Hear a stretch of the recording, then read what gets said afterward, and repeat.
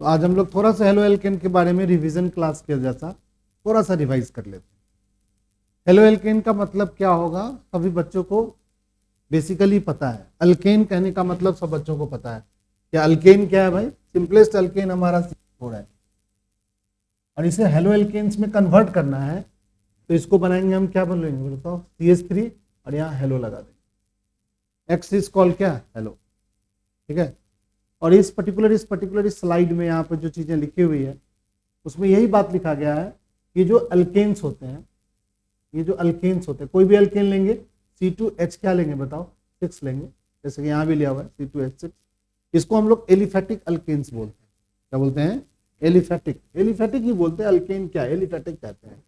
और इस एलिफेटिक में एक हाइड्रोजन को हटाया और इसमें हेलो लगा दिया, तो इसको हम लोग एलिफेटिक हेलो एल्केन्स बोल सकते हैं। या एलिफेटिक कैटेगरी का ये क्या है? कंपाउंड्स है, ऑर्गेनिक कंपाउंड्स।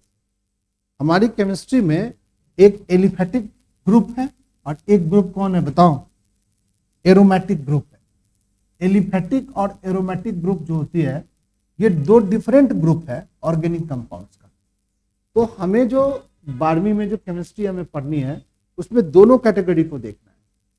क्या क्या देखना है? उसकी क्लासिफिकेशन, उसका फिजिकल प्रॉपर्टी, उसकी केमिकल प्रॉपर्टी, उसकी थोड़ी बहुत यूजेज, इन सब चीजों को देखना है। तो एलिफेटिक, जिसको हम एल्केन भी कह सकते हैं, अल्केन भी कह सकते हैं, इस अल्केन को क्या किया गया? एक हाइड्रोजन हटाया गया, इसमें हेलो जोड़ गया, that's why it is called क्या? Halo alkane.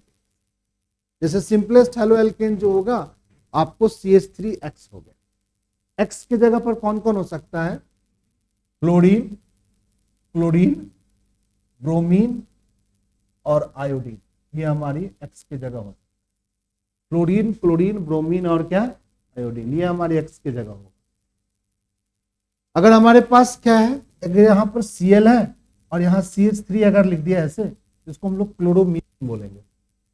मीथेन इसका पेरेंट है, एक्चुअली है नहीं है मीथेन, बट है तो ये मिथाइल, बट नॉमेनक्लेचर जब करेंगे इसको क्लोरोमीथेन बोलेंगे। ठीक है। क्लोरो इसका प्रीफिक्स ले लेंगे और ये मीथेन ले लेंगे पूरा। समझ गया? इस तरीके से क्लोरोमीथेन की बात। उसी तरीके से एरोमेटिक में क्या हो गया? C6H5 एरोमेटिक हाइड्रोकार्बन से।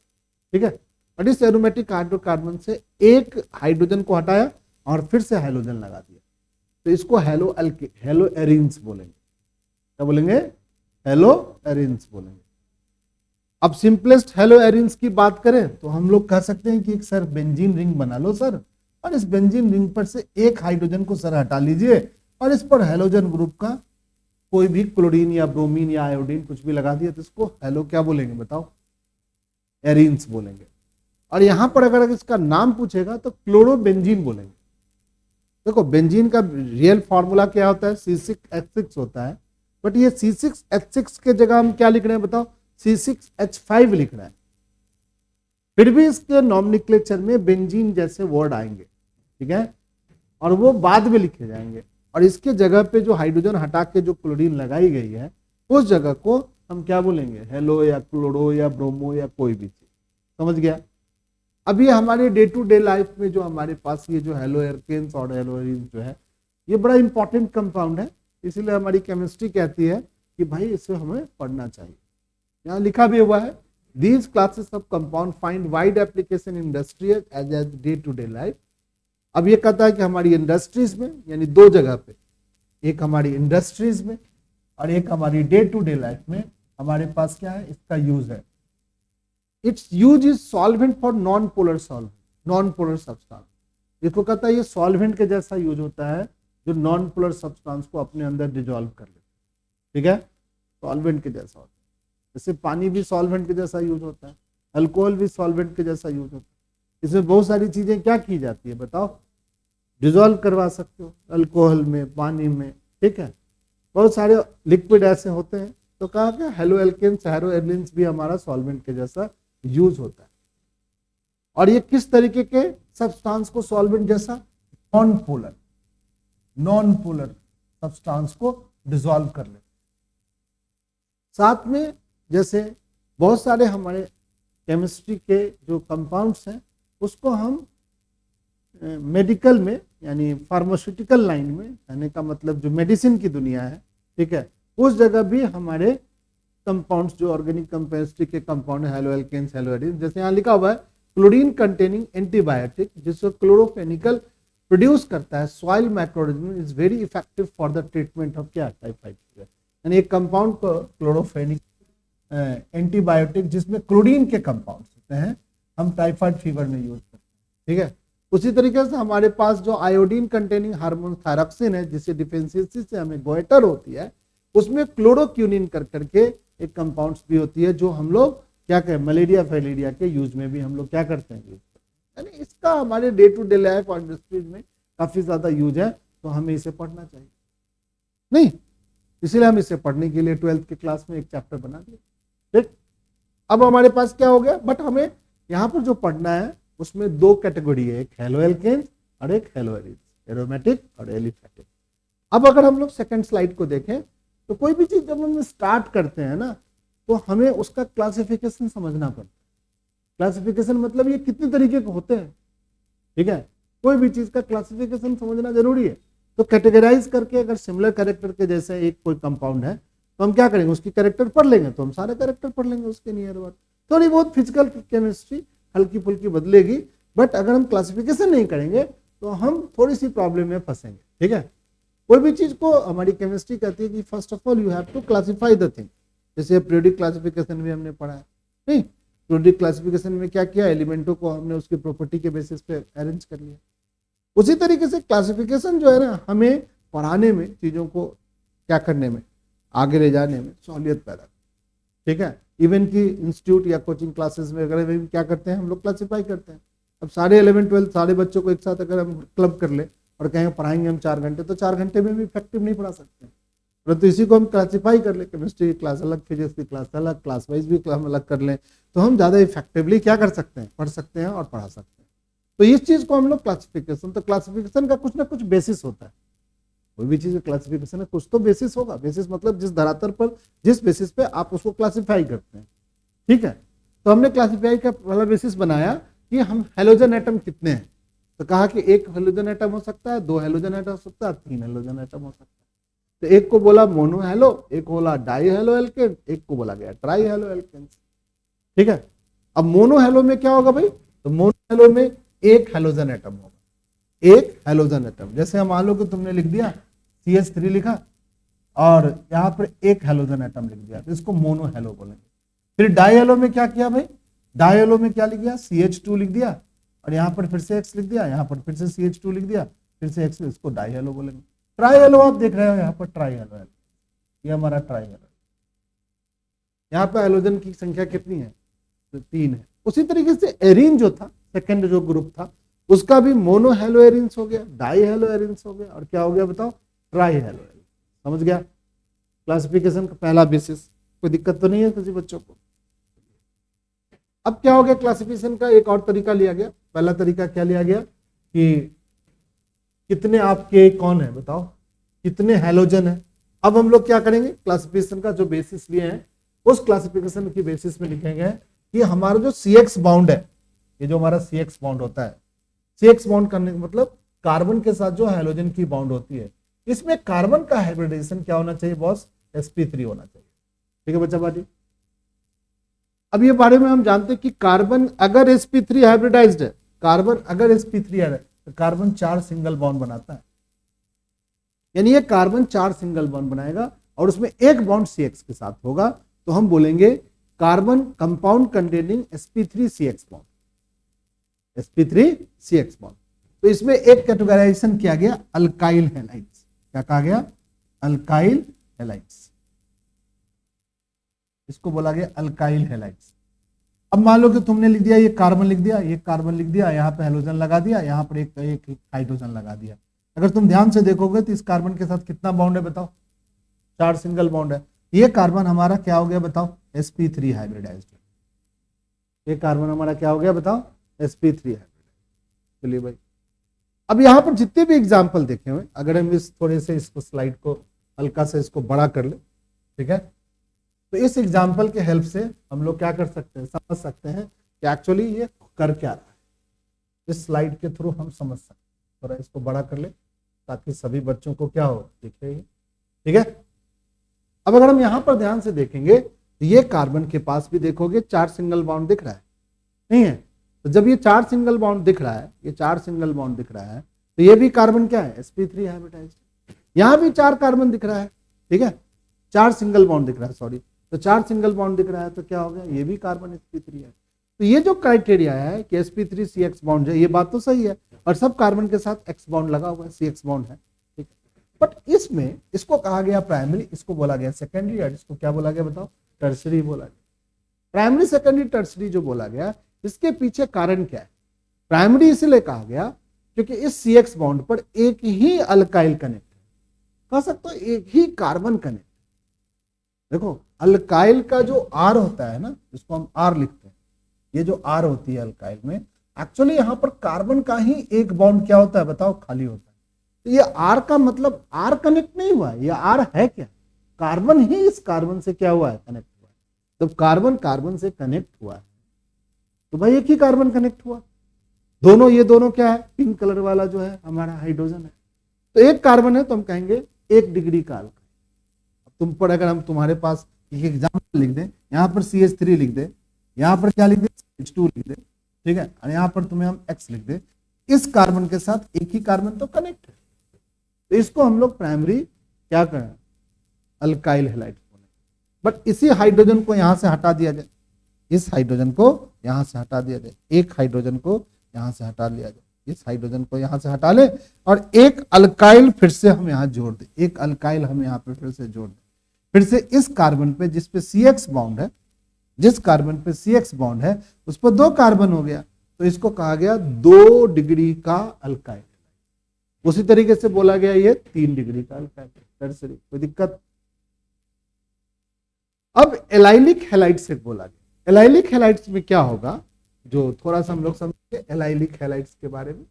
ये हमारे अल्काइल हैलाइड्स हम लोगों ने समझ लिया, ये हमारा अब एलाइलिक हैलाइड्स के बारे में,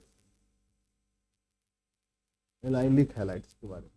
एलाइलिक हैलाइड्स में कहा गया कि हमारे पास जो ये कार्बन है, ये जो कार्बन जिसपे CX बॉन्ड है, ये कार्बन तो sp3 हाइब्रिडाइज्ड होगा बहुत, बट इसके जस्ट बाद वाले कार्बन पे डबल बॉन्ड होगा, तो इसको हम लोग एलाइलिक हैलाइड्स बोलते हैं। समझ गया, सिंपल सी बात है, याद रखना है, बट याद करना बहुत जरूरी है। इसमें क्या हुआ भाई, जिस कार्बन पे X बॉन्ड होगा यानी हैलोजन कनेक्ट होगा, उसके जस्ट बाद वाले बॉन्ड पर डबल बॉन्ड, ठीक है, जस्ट बाद वाले, यानी इसकी हाइब्रिडाइजेशन अभी भी क्या है बताओ, sp3 है, बट ये कार्बन का हाइब्रिडेशन कह सकते हो sp2।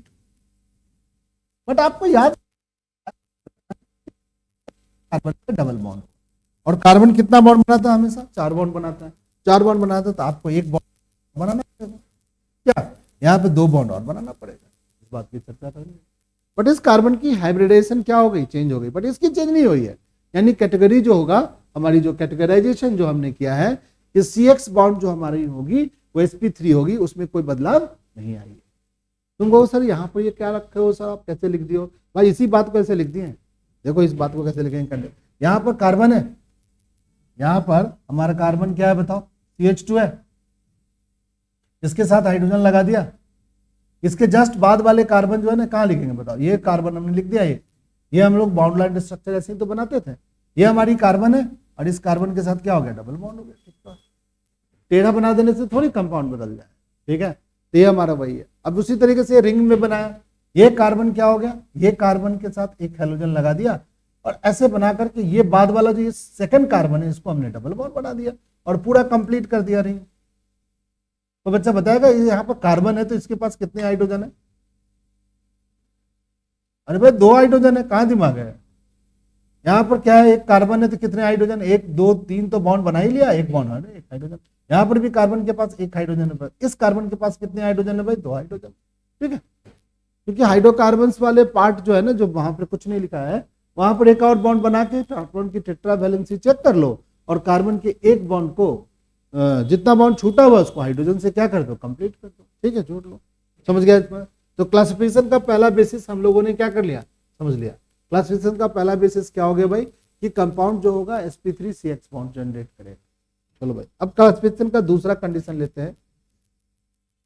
एक कहा गया तीसरा कंडीशन है बेंजाइलिक। देखो अभी भी कार्बन के जो हाइब्रिडाइजेशन है उसमें कोई बदलाव नहीं आया है। कार्बन का जो हाइब्रिडाइजेशन है उसमें कोई बदलाव नहीं आया है। कार्बन का हाइब्रिडाइजेशन चेंज नहीं हुआ है, हाइब्रिडाइजेशन चेंज नहीं हुआ है।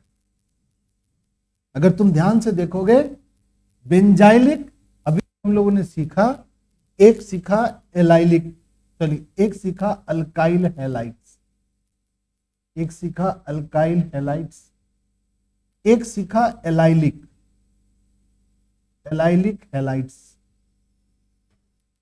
और अब हम सीख रहे हैं जिसमें एक बात कॉमन है कि CX बॉन्ड क्या है, sp3 हाइब्रिडाइज। इसका तीसरा पार्ट हम लोग सीख रहे हैं बेंजाइलिक। तीसरा पार्ट क्या सीख रहे हैं, बेंजाइलिक। बेंजाइलिक में क्या होगा भाई, तो ये बेंजीन का स्ट्रक्चर होगा। बहुत बच्चे बेंजाइलिक और एराइल में कंफ्यूज होते हैं, ये हमारा बेंजाइलिक है, इसको हम बोलते हैं बेंजाइलिक। और इस बेंजाइलिक में एक्स यहां लग जाएगा, यहां पे एक्स लगेगा तो इसको हम बेंजाइलिक बोलेंगे। और ये जो कार्बन है इसकी हाइब्रिडाइजेशन अभी भी चेंज नहीं हुई है, क्या है बताओ, sp3। क्यों भाई, अगर इस चीज को अगर हम हटा दें, इस हाइड्रोजन को हटाए और इस हाइड्रोजन को, कितना हाइड्रोजन था बताओ बच्चा पार्टी, 2 हाइड्रोजन है, तो 2 हाइड्रोजन जो लगेगा वो कुछ इस तरीके से लगेगा। तो बताओ कार्बन ने कितने बॉन्ड सिंगल बॉन्ड बनाए, 4। तो क्या इसका हाइब्रिडाइजेशन चेंज हुआ, नहीं हुआ। तो कार्बन का जो CX बॉन्ड sp3 हाइब्रिडाइज्ड है, ये बात की तो अभी भी चर्चा चल रही है, बट नाम बदल गया, दैट इज कॉल्ड क्या, बेंजाइलिक। क्यों बदल गया, क्योंकि आपने CH2, ये जो CH2 होता था जिसमें X लगता था, यहां पर आपने क्या लगा दिया, एक बेंजीन रिंग लगा दी, तो इसको बोलेंगे बेंजाइलिक। अगर यहां पर CH2 है और यहां पर X है और इसमें कोई अल्काइल जोड़ देंगे, कोई बच्चा बताएगा ये क्या बन गया, नहीं बेटा, जब इसको अल्काइल को जोड़ेंगे तो ये अल्काइल हैलाइड्स बन गया, ठीक है। अगर ये CH2 बॉन्ड है, ये CH2 बॉन्ड है और इसके आगे एक कार्बन लगा के हमने डबल बॉन्ड जोड़ दिया, तब ये बन गया क्या, एलाइलिक। बी केयरफुल, सभी बच्चे एक चीज दिमाग में रख लें, ये वाला चीज जो है यही बेसिक चीज है। बताओ इस सबकी डिग्री कितनी है, कोई बच्चा बता देगा, बोलो सबकी डिग्री कितनी है। अरे 1 डिग्री है, कहां दिमाग घूम रहा है, अरे 1 डिग्री है, कहां दिमाग है, ये 1 डिग्री है भाई। क्यों 1 डिग्री है, किसके आगे एक कार्बन है, बताओ इसमें कितनी डिग्री है, 1 डिग्री है। इसमें आगे क्या है बताओ, एक कार्बन है, 1 डिग्री है। अब इसकी डिग्री चेंज करना चाहते हैं, इसमें से हाइड्रोजन को हटाओ और एक कार्बन जोड़ो। कार्बन जोड़ने का मतलब होगा कि आप अल्काइल जोड़ो, इसमें से एक हाइड्रोजन को हटाओ और एक अल्काइल जोड़ो, डिग्री चेंज हो गया भाई, ठीक है, समझ गया सब बच्चा, 2 डिग्री हो गई। एक और हाइड्रोजन को हटाओ, एक और अल्काइल जोड़ो, 3 डिग्री हो गई। उसी तरीके से यहां पर बताओ, इस हाइड्रोजन को हटाओ और क्या जोड़ो, एक अल्काइल जोड़ो, क्या बन जाएगा, डिग्री चेंज हो गई। अरे पहचानने के लिए आएगा बॉस, इसमें एक अल्काइल और जोड़ दो, तो ये भी 2 डिग्री हो, नहीं हो गई, 2 डिग्री हो गई कि 3 डिग्री हो गई बताओ, ये तो 1 डिग्री हो गई, ये 2 डिग्री हो गई, नहीं नहीं 3 डिग्री हो गई। जैसे ही आप, पहले तो 1 डिग्री था, इन दोनों को अगर हटा दे, चलो इन दोनों को हटाओ, अभी कितनी डिग्री है, अभी 1 डिग्री है।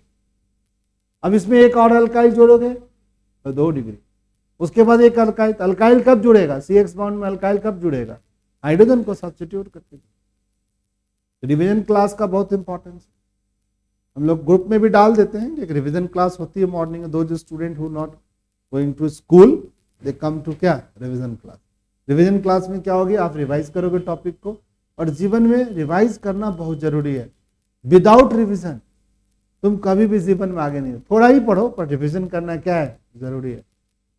उस रिवीजन को अगर आपके अपने पढ़ाई में एक चीज इंटीग्रेट कर लो, जोड़ लो, नहीं होता है, कोई भी चीज किसी तरह एड ऑन नहीं होता है कि चलो ये पढ़ रहे हैं और इसमें एड ऑन हमारे व्यक्तित्व में आया है कि हम पढ़ते भी अच्छा है और गाते भी अच्छा है, तो तुम्हारे जीवन में क्या आएगा, कुछ अच्छी बातें हो सकती है। कोई डांस करना अच्छा करता है, कोई बढ़िया मतलब कि क्या करता है भाई, ग्रुप डिस्कशंस कर पाता है, ये चीज तुम्हारे व्यक्तित्व में क्या होगा, प्लस होगा। अगर आप अपने व्यक्तित्व में कुछ चीज एड ऑन करोगे पढ़ाई के साथ साथ, ठीक है, अब पढ़ाई के तरीके में भी कोई बदलाव लाओगे तो तुम्हें क्या होगा, ज्यादा बेटर होगा, ज्यादा अच्छा।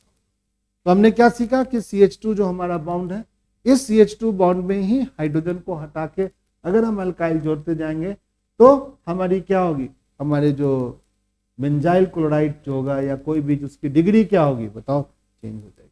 अब हमारी नेक्स्ट जो है, अब हमने क्लासिफिकेशन का ना मोड ही बदल दिया।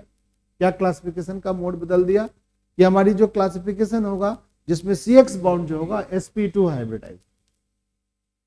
अब हमने क्लासिफिकेशन का क्या मोड बदल दिया कि जो CX बॉन्ड है वो sp2 हाइब्रिडाइज, ठीक है। उसमें हमने दो कैटेगरी बनाया, एक बेंजाइलिक हैलाइड्स और एक एराइल हैलाइड। बड़ा इंपॉर्टेंट टॉपिक है। इसमें क्या होगा, जो हमारा CX बॉन्ड है, इस CX बॉन्ड के जस्ट बगल वाला कार्बन, जो हमारा CX बॉन्ड है उसके जस्ट बगल वाला कार्बन, बगल वाला कार्बन समझ लो, सॉरी गलत बोल रहा हूं, जो CX बॉन्ड होगा उसके वही कार्बन जिसपे CX बॉन्ड होगा, जिसपे CX बॉन्ड होगा, यही कार्बन पे डबल बॉन्ड आएगा, तभी इसकी हाइब्रिडाइजेशन क्या होगा, चेंज। अब क्या बताओ इसमें कितने बॉन्ड अब खाली है, बताओ एक बॉन्ड खाली है, एक बॉन्ड खाली है तो एक हाइड्रोजन लगेगा, इसका डिग्री वगैरह नहीं होता है। इसमें ये कार्बन क्या हो गया बच्चा पार्टी, sp2 हाइब्रिडाइज। और ऐसी चीजों को यहाँ पे सिंगल बॉन्ड है भाई, ये सिंगल बॉन्ड है, ये डबल बॉन्ड है, ये एक बॉन्ड है, लिखा है। टोटल कार्बन का कितना बॉन्ड बन गया बताओ बच्चा पार्टी, कार्बन में कितना, एक बॉन्ड बन गया, ये दूसरा बॉन्ड हो गया, ये तीसरा हो गया, ये चौथा बॉन्ड, चार बॉन्ड बना दिया, ये कार्बन हमारा sp2 हाइब्रिडाइज। ऐसे चीजों को हम विनाइलिक बोलते हैं। क्या बोलते हैं, विनाइलिक। तो याद करेंगे, नाम अलग टाइप का है। जैसे मान लो कि हमारे पास ये ऐसे रिंग बना दिया, रिंग बना करके इसको साइक्लोहेक्सेन बोलेंगे, यहाँ पर एक हमने ऐसे लगा दिया, ठीक है, तो डबल बॉन्ड होगा, तो इसी कार्बन पे हैलोजन लगा देंगे, यानी CX बॉन्ड पे डबल बॉन्ड होगा तो हम इसको विनाइल बोलेंगे। बट एक है एराइल। एराइल में क्या होता है, बेंजीन रिंग पूरा आएगा, और तुम सभी बच्चों को पता है कि बेंजीन रिंग के हर एक कार्बन कितना हाइब्रिडाइज्ड होता है, एक कार्बन sp2 हाइब्रिडाइज्ड होता है बॉस, sp2 हाइब्रिडाइज्ड होता है। तो लगा दो इसके किसी कार्बन पे x, एक हेलोजन क्या कर दो, इसके किसी कार्बन पे लगा दो, इस कार्बन पे हेलोजन लगा दिया, ठीक है। तो इसको क्या बोलोगे, एराइल हैलाइड्स बोलेंगे, नहीं बोलेंगे एराइल हैलाइड, किसी पे लगा दो, all carbons are symmetric, all carbons are symmetric. But मुंडा जो होता है वो ऊपर होता है, इसलिए मुंडा ऊपर लगा, ठीक है, क्योंकि मुंडा होने के बाद इस पोजीशन को हमने सीखा है, ऑर्थो होता है, ये भी पोजीशन क्या होती है, ऑर्थो होती है, ये वाली पोजीशन क्या होती है, मेटा होती है। अब आदमी जैसा ये दिख रहा है, बच्चा नहीं दिख रहा है कि दो पैर हो गया, दो पाँव हो गया, एक अलग से इसकी टांग है, ठीक है, कुछ अलग सा, और सिमेट्री भी दिख रहा है भाई। ये अगर मुंड मांगते हो तो इसके करस्पॉन्डिंग दो हाथ वगैरह हो गए, तो इस तरीके का कुछ अच्छा सिमेट्रिक स्ट्रक्चर क्या हो रहा है, बन पा, समझ गया। ये हमारा एराइल हैलाइड्स हो गया। बट इसमें जो हमारा बेसिक जो कोर है, बेसिक जो बात है, बेसिक जो चीज है, वो sp3 CX बॉन्ड का sp2 हाइब्रिडाइज। CX बॉन्ड का क्या है, sp2 हाइब्रिडाइज, समझ गया सही बच्चा। तो क्लासिफिकेशन के जो बेसिस हो गए, on the basis of halogen, number of halogen, on the basis of CX bond का हाइब्रिडाइजेशन, क्या हो सकता है, ये sp बोलो 3 भी हो सकता है, और ये बॉन्ड क्या हो सकता है, sp2 भी। इस कैटेगरी में जब sp3 थी, इसकी डिग्री भी होती थी, 1 डिग्री, 2 डिग्री और 3 डिग्री। बट इस केस में कोई डिग्री नहीं बनती है, समझ गया इतनी बात सही बच्चे। अब इसके नॉमेनक्लेचर के सेक्शंस में कुछ बातचीत हल्का फुल्का हम कर सकते हैं।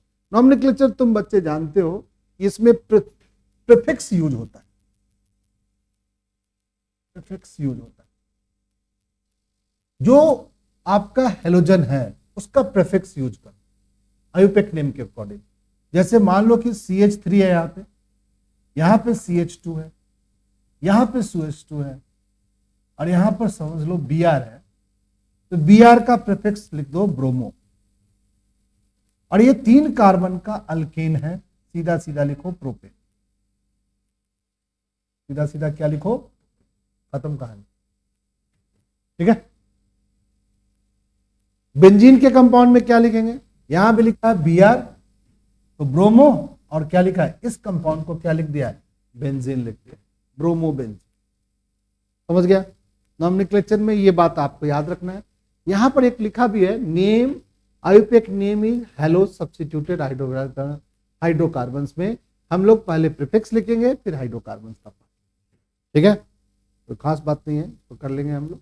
नॉमेनक्लेचर की कहानी आप थोड़ा सा प्रैक्टिस करेंगे घर पे बैठ करके, तो हम लोग क्या कर सकते हैं, उसको समझ सकते हैं।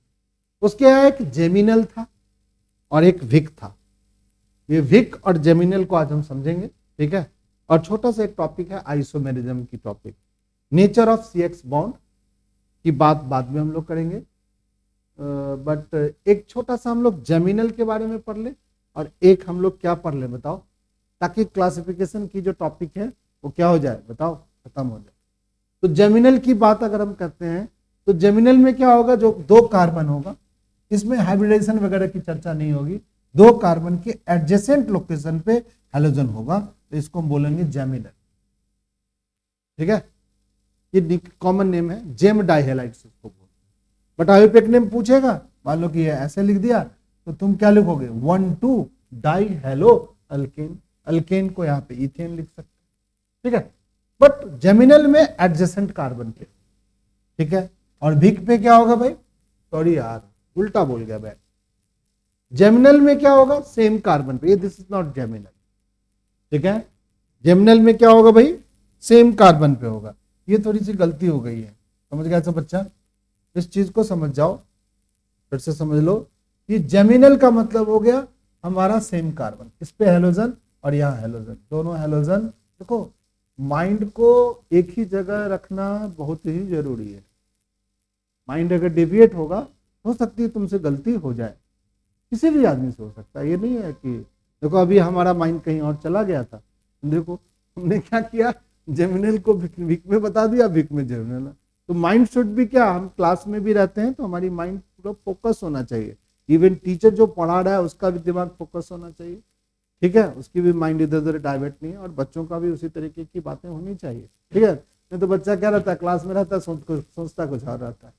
ठीक है, तब तो भाई तुम्हारे दिमाग में ज्यादा बातें नहीं जा रही है, जा रही है तो थोड़ी बहुत बातें जा रही है, वो ज्यादा देर तक टिकेगी नहीं। ठीक है, तो बड़ा जबरदस्त प्रैक्टिस है, इस प्रैक्टिस को अगर हम अपने लाइफ में क्या करते हैं, लाते हैं, इम्प्लीमेंट करते हैं तो अच्छा कर जाए। तो हमारा क्या हो गया, जेमिनल में क्या बोला फिर से एक बार, कि जेमिनल में सेम कार्बन पे ही क्या होगा, 2 हेलोजन ग्रुप क्या होगा, दोनों जगह से हाइड्रोजन क्या करो, हटा लो और उसकी जगह पे उसको लगा दो। फिर क्या होगा भाई, जेमिनल के बाद एक हमारा विक हो गया, विक में क्या होगा भाई, एडजेसेंट कार्बन पे होगा, जैसे ये कार्बन ले लिया और ये कार्बन ले लिया, ले लो, बहुत सारा कार्बन भी ले सकते हो, बट 2 एडजेसेंट कार्बन के, किसी भी 2 एडजेसेंट का एंड पे ही नहीं होगा, किसी भी 2 एडजेसेंट कार्बन पे अगर आप लगाओगे, इस 2 एडजेसेंट कार्बन पे भी लगा दोगे तो भी हम इसको क्या बोलेंगे, विक डाइहेलाइड्स बोल सकते। तो आज की क्लास में हम लोग इतनी बात रखेंगे। थोड़ा सा एक टॉपिक और भी है, हेलो एल्केन जो होती है ना, वो आइसोमेरिज्म शो करता है। सब बच्चों को पता है क्या होता है आइसोमेरिज्म, सेम क्या होता है बताओ, सेम केमिकल है, same molecular formula, molecular formula, same molecular formula, but क्या होगा बताओ, डिफरेंट स्ट्रक्चर, डिफरेंट क्या होगा, स्ट्रक्चर, स्ट्रक्चर, स्ट्रक्चर। इस घटना को हम क्या बोलते हैं, आइसोमेरिज्म। ठीक है, अब कैसे, तो कहा गया कि ये दिखाएगा, एक चेन आइसोमर दिखाएगा और एक पोजीशन आइसोमर, पोजीशन। जैसे मान लो कि 3 कार्बन हमने ले लिया और यहां पर हेलोजन लगा दिया, तो इसको 1 हेलोप्रोपेन बोलेंगे। अब इस बार इसका पोजीशन चेंज कर दो, 3 कार्बन लिया फिर से और हेलोजन का पोजीशन को यहां लगा दिया, तो 2 हेलोप्रोपेन बोले, 2 हेलोप्रोपेन।